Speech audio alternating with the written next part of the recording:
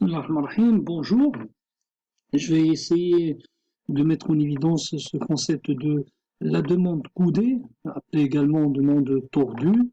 Je vais essayer donc autant que faire se peut, vu que le concept paraît-il pour certains compliqué. En toute évidence, il n'est pas donc très difficile. On peut le saisir à travers donc à la lumière de ce qu'on a vu au monopole. Donc le monopole toujours, nous avons distingué entre la recette moyen, c'est-à-dire la demande, et la recette marginale. Pourquoi cette distinction? Tout simplement, la recette marginale nous permet de déterminer l'équilibre avec l'intersection de recette marginale avec le coût marginal pour déterminer la quantité. Et en fonction de cette quantité, on détermine donc, par la suite le prix en coupant ce prix au point de cournote en croisant, c'est-à-dire la recette moyenne. Et voilà. Donc, bien sûr, dans cette courbe-là de l'oligopole, on ne va pas s'intéresser donc à la détermination de la quantité, pardon, du prix, mais on va s'intéresser tout simplement on va s'intéresser plutôt donc à la détermination de l'équilibre de la quantité donc justement et de la demande tout simplement. Donc sans prendre en considération le coût et l'intersection avec le coût. Donc l'oligopole également toujours, on va mettre en évidence la distinction entre la recette moyenne et la recette marginale, qui partent tous deux de l'origine, mais avec une pente qui est forte pour la recette marginale. Donc pourquoi cette distinction?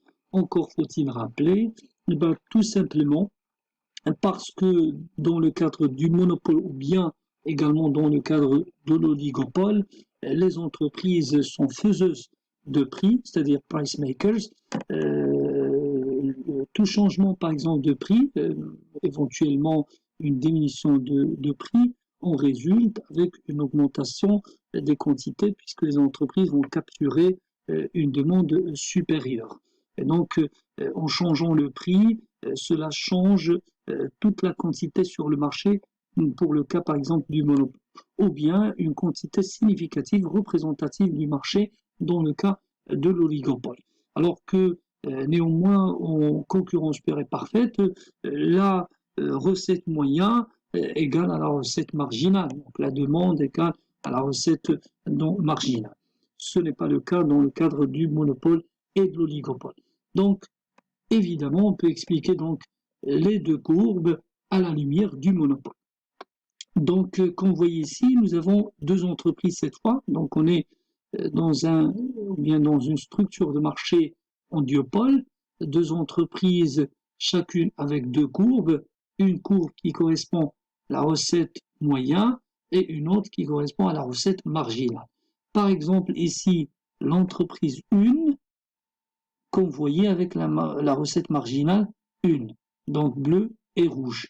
Donc l'entreprise 1, c'est celle-là, avec cette courbe discontinue en bleu pour la recette moyenne et la recette marginale qui correspond donc à cette recette moyenne, c'est-à-dire qui part de l'origine et avec une pente qui est forte, qui est supérieure. Donc, quand vous voyez celle avec, c'est la courbe discontinue avec la couleur rouge. Donc voilà, cette courbe et cette courbe-là.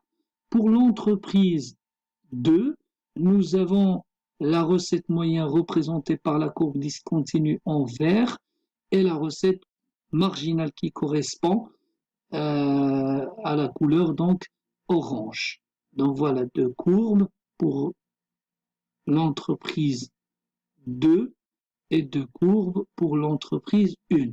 Comment se détermine la recette moyenne du marché, bien la demande du marché? Et bien tout simplement à travers donc deux sections. On choisit la section qui est inférieure pour cette partie-là jusqu'à le point d'intersection, le croisement, c'est-à-dire entre les deux courbes. À ce niveau-là, on doit également choisir une avec un prix qui est inférieur et donc on va déterminer la demande à travers deux sections. Cette section, puis cette section-là, donc comme vous voyez, une courbe qui est coudée, donc qui est un coude. Voilà. Et par la suite, pour chaque section, la recette marginale qui correspond à la courbe de la demande. Donc par exemple, cette courbe de la demande, c'est celle de la recette moyenne de l'entreprise en bleu, c'est-à-dire l'entreprise 1. Et cette recette-là, jusqu'à le point d'intersection, la recette marginale, c'est celle-là, c'est-à-dire rouge.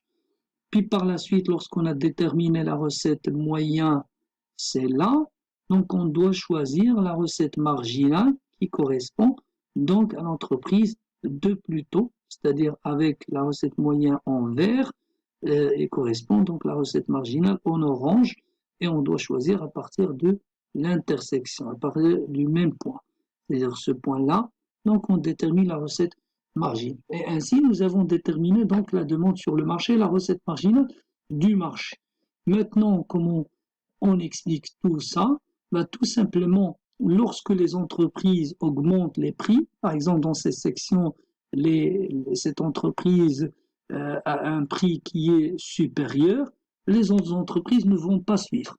Par contre, si cette entreprise diminue maintenant ses prix, c'est que les autres vont suivre. D'accord? Toutes les autres entreprises vont suivre tout simplement. Comme vous voyez, si on choisit par exemple bleu, lorsque vers l'entreprise en vert, l'entreprise 2 a augmenté ses prix, les autres entreprises rivales n'ont pas suivi et donc du coup, on est resté sur cette section-là. Maintenant, cette même entreprise, s'il décide de baisser, pardon, cette même entreprise, si elle décide par exemple de baisser ses prix, toutes les autres entreprises vont suivre. Je parle de cette entreprise, pardon. Donc cette entreprise-là, s'il choisit maintenant de baisser, ça correspond donc à la deuxième section de sa courbe, c'est que même cette entreprise va suivre, va faire baisser ses prix. Donc voilà, tout simplement, dans le cadre d'augmentation, les entreprises rivales ne suivent pas. Dans le cadre de baisse, toutes les entreprises rivales vont suivre et vont subir tout simplement toutes des pertes. Donc le cas par exemple des essences, on trouve souvent plusieurs stations d'essence côte à côte sur la rue. Si une station par exemple avec un prix pour un litre d'essence, il fixe un prix par exemple de 12,9. Si il augmente ce prix à 13,5 par exemple, tous les clients vont se diriger vers l'entreprise dans l'autre côté par exemple de la rue, qui ont gardé tout simplement un prix qui est inférieur à 13,5, celui de 12,9 par exemple. Maintenant, si cette même entreprise décide plutôt de baisser, c'est que tout le monde, par exemple de 12,9 à 12,5, c'est que toutes les autres entreprises, toutes les autres stations enfin dans la rue, vont diminuer leur prix au niveau de 12,5. Et dans ce cas, bien sûr, ils vont subir toutes des pertes. Donc, on peut résumer tout simplement, lorsqu'une entreprise augmente les prix, les autres ne vont pas suivre en espérant augmenter leur part de marché, puisqu'ils vont capturer donc une demande supérieure et un profit justement et éventuellement supérieur. La demande des produits de l'entreprise est alors très élastique. C'est dans ce cas-là où la demande est très élastique. Par contre, si l'entreprise baisse le prix, les autres réagissent en baissant aussi leur prix. La demande est inélastique dans ce cas. Graphiquement, pour des prix au-dessus de P, au-dessus, c'est-à-dire supérieur au P, la demande a une faible pente et la quantité varie beaucoup pour des faibles variations du prix. Donc la demande est élastique, c'est-à-dire il varie fortement. Voilà. Pour de faibles variations de prix. En cas de baisse, c'est ce cas-là. En cas de baisse des prix, la pente de la courbe de la demande de la recette moyenne, donc recette totale unitaire, c'est la recette moyenne, tout simplement, c'est la demande, est très forte et la quantité, on parle de la pente, est très forte et la quantité varie très peu, donc la demande devient inélastique. C'est cette partie-là, donc dans le cas où on a donc justement décidé de baisser les prix, la demande devient donc inélastique et la demande a un coude et on parle de demande donc coudée. La recette marginale est une courbe tout simplement discontinue puisqu'il correspond à chaque section et à chaque section donc on a un gap quand même et donc là on a terminé. Maintenant bien sûr comme l'entreprise égalise la recette marginale au coût marginal, la courbe de coût marginal peut varier entre deux limites sans que le prix d'équilibre change. Il reste fixé à P. Le graphique illustre ce cas si nous montrons également le coût marginal. Enfin, les trois courbes de coût marginal conduisent au même équilibre. Les critiques, c'est-à-dire que les auteurs n'indiquent pas pourquoi les coûts doivent nécessairement passer par le point de discontinuité. D'autre part, le prix stable de départ n'est pas expliqué. Toutefois, la demande coudée peut être modélisée en utilisant la théorie des jeux, puisqu'il y a beaucoup de cas d'équilibre tout simplement. Donc voilà, c'est tout. Merci pour votre attention.